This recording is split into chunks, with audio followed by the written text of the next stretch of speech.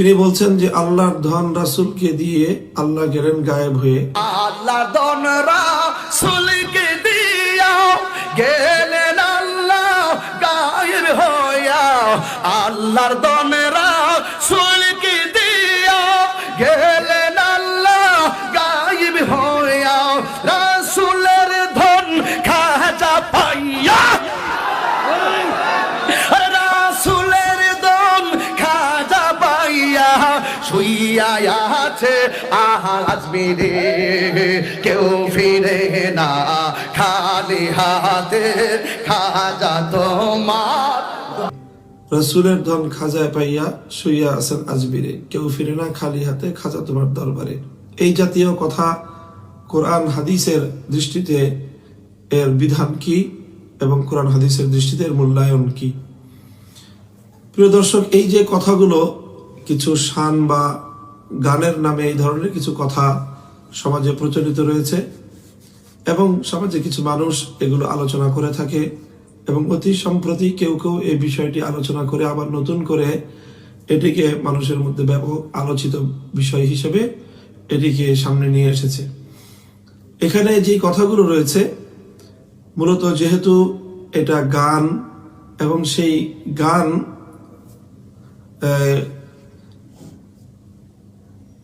আজমিরে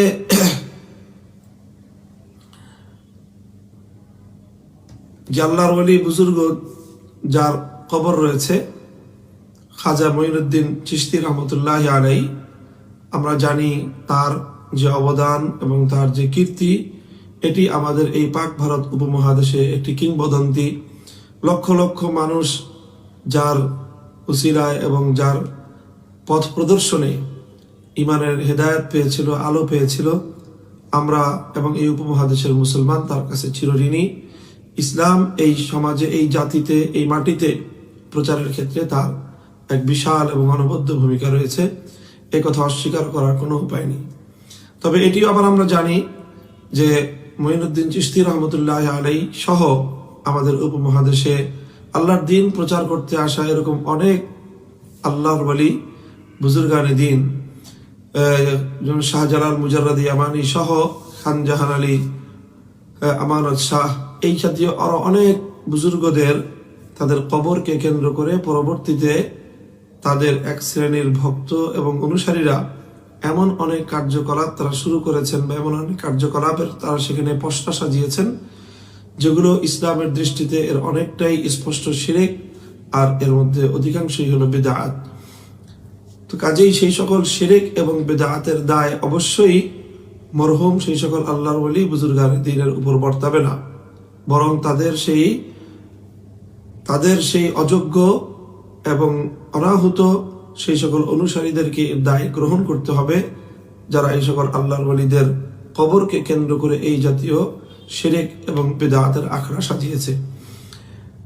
দ্বিতীয় যেই কথা হলো যে এখানে যেই সুনির্দিষ্ট যেই কথাগুলো উল্লেখ করা হয়েছে সেই কথাগুলোর উপর ভিত্তি করে আসলে কোনো ব্যক্তি সম্পর্কে অথবা এই কথাগুলো সম্পর্কে আমাদেরকে যদি শরীয়তের বিধান আলোচনা করতে হয় তাহলে শুধু কথার বাহ্যিক শব্দের উপর আলোচনা করাটাই এখানে যথেষ্ট নয়, বরং যে এই কথাগুলো লিখেছে এবং যে এই কথাগুলো বলছে, গাইছে, তার যে উদ্দেশ্য কি, তার নিয়ত কি এবং সে কি উদ্দেশ্যে এগুলো বলছে, সেই উদ্দেশ্যের সাথেও এর ঘনিষ্ঠ সম্পৃক্ততা রয়েছে। যেমন আলোচ্য গানটির মধ্যে 3টি কলি রয়েছে। আল্লাহর ধন রাসূলকে দিয়ে আল্লাহ গেলেন গায়েব হয়ে। স্বাভাবিকভাবেই আল্লাহ পাক রব্বুল আলামিন তো আলিমুল গায়েব। আল্লাহ রাসূলকে কোনো ধন দিয়ে আল্লাহ গায়েব হয়ে যাওয়া, ধন দেওয়ার পরে গায়েব হয়ে যাওয়া, এই জাতীয় কোনো বিষয় তো আসলে বাস্তবতার সাথে সামঞ্জস্যপূর্ণ নয়। আল্লাহ তো আলিমুল গায়েব। আল্লাহ গায়েব হয়ে যাওয়ার কি অর্থ, বিষয়টি এখানে এটি একটি গোলক ধাঁধার মতো একটি বিষয়। সুতরাং দ্বিতীয় যে বিষয়, রসুলের ধন খাজা পাইয়া শুয়ে আছেন আজমিরে। রসুলের ধন মঈনুদ্দিন চিশতি রহমতুল্লাহ আলাইহি পেয়েছেন।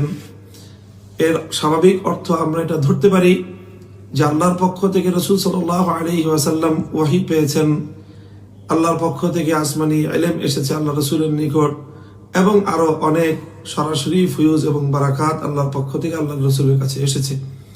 রাসূল সাল্লাল্লাহু আলাইহি ওয়াসাল্লাম থেকে সেটি পরম্পরায় সনদের মাধ্যমে উম্মতের আলেম সমাজ, উম্মতের মুহাদ্দিসিনগণ সেটিকে তারা গ্রহণ করেছেন, এবং সেটি পর্যায়ক্রমে তাওয়ারুসের মাধ্যমে এবং ধারাবাহিকতার মাধ্যমে একজন থেকে আরেকজন শিক্ষা গ্রহণ করেছেন, এবং নবীজির সেই পক্ষ থেকে উম্মতের জন্য রেখে যাওয়া আমানতগুলো পরবর্তী যুগের উম্মতের আলেমরাও তারা ধারণ করেছেন।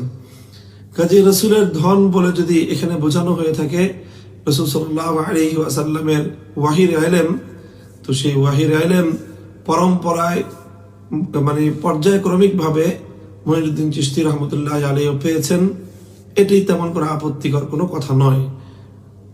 তো রাসূল সাল্লাল্লাহু আলাইহি ওয়াসাল্লামের যে ফয়ুজ এবং বারাকাত, রাসূল সাল্লাল্লাহু আলাইহি ওয়াসাল্লামের যে উলুম মাআরিফ, রাসূল সাল্লাল্লাহু আলাইহি ওয়াসাল্লামের যে হাদিস এবং অন্যান্য যে বক্তব্য, সেগুলো অন্যান্য আলেমদের মতো তিনি মুঈনুদ্দিন চিশতি রহমতুল্লাহ আলাইহি পেয়েছেন, এটাতে সন্দেহ বা এটাতে আপত্তিকর তেমন কিছু আমি দেখছি না। বাকি এর পরের যেই কলিটি, সেটি অত্যন্ত একটি ঝুঁকিপূর্ণ একটি কথা, সেটি আপত্তিকর কথা, যে কেউ ফিরে না খালি হাতে খাজা তোমার দরবারে। অর্থাৎ মুঈনুদ্দিন চিশতি রহমতুল্লাহ আলাইহিকে উদ্দেশ্য করে বলা হচ্ছে যে তার দরবার থেকে কেউ খালি হাতে ফেরে না, যেই যায় তার কাছ থেকে কিছু পেয়ে যায়। তো মুঈনুদ্দিন রহমতুল্লাহ আলাইহি তিনি আল্লাহর একজন ওলি এবং বুজুর্গ। আমরা আশা করি আল্লাহ রাব্বুল আলামিনের নিকট তিনি অতি অনেক উচ্চ মর্যাদা সম্পন্ন নৈকট্যপ্রাপ্ত একজন মহান ব্যক্তি। কিন্তু তিনি মৃত্যুবরণ করার পরে কোনো মানুষের কোনো উপকার করা, কোনো মানুষের কোনো ক্ষতি করা, এর কোনোটাই ওনার ইখতিয়ারের মধ্যে নেই। সুতরাং এই যে কেউ ফিরে না খালি হাতে খাজা তোমার দরবারে, এটা মূলত আল্লাহ পাক রব্বুল আলামিনের যে শান, আল্লাহর যে মাকাম, আল্লাহ পাকের যে ইস্তিগনাইয়াত, ওয়াহদাহু লা শারীকা লাহু, এই চেতনার সঙ্গে এই কথার বাহ্যিক অর্থ এবং এর যে স্বাভাবিক যে অর্থ, সেই অর্থের দিক থেকে সেই কথার সাথে অনেকটাই সাংঘর্ষিক হয়ে যায়। আল্লাহ পাক রব্বুল আলামিন কোনো বান্দার কাছে বান্দাকে মুখাপেক্ষী করে তৈরি করেননি, এবং বান্দার কাছ থেকে এইভাবে গ্রহণ করার জন্য, বিশেষ করে বান্দার মৃত্যুর পরে তার কাছ থেকে গ্রহণ করার জন্য ইসলামী শরীয়তের মধ্যে কোনো নির্দেশনা এবং কোনো উপদেশও দেওয়া হয়নি। বরং আল্লাহ রাসূল সাল্লাল্লাহু আলাইহি ওয়াসাল্লামের সুপ্রসিদ্ধ হাদিস রয়েছে ইবনে আব্বাস রাদিয়াল্লাহু তাআলা আনহু থেকে। সেখানে রাসূল আকরাম সাল্লাল্লাহু আলাইহি ওয়াসাল্লাম বলেছেন, ইয়া গোলাম ইন্নী উআল্লিমুকা কালিমাতিন ইহফাজিল্লাহ ইয়াহফাজকা ইহফাজিল্লাহ তাজিদহু তুজাহাকা ওয়া ইযা সাআলতা ফাসআলিল্লাহ ওয়া ইযা ইসতাআনতা ফাসতাঈন বিল্লাহ। ইমাম তিরমিজি রহমতুল্লাহ আলাইহি বর্ণিত হাদিসটির শেষাংশে আল্লাহ রাসূল বলেছেন, যখন তুমি কিছু চাইবে তো আল্লাহর কাছে চাইবে, যখন সাহায্য প্রয়োজন হয় তখন আল্লাহর কাছ থেকে সাহায্য নিবে।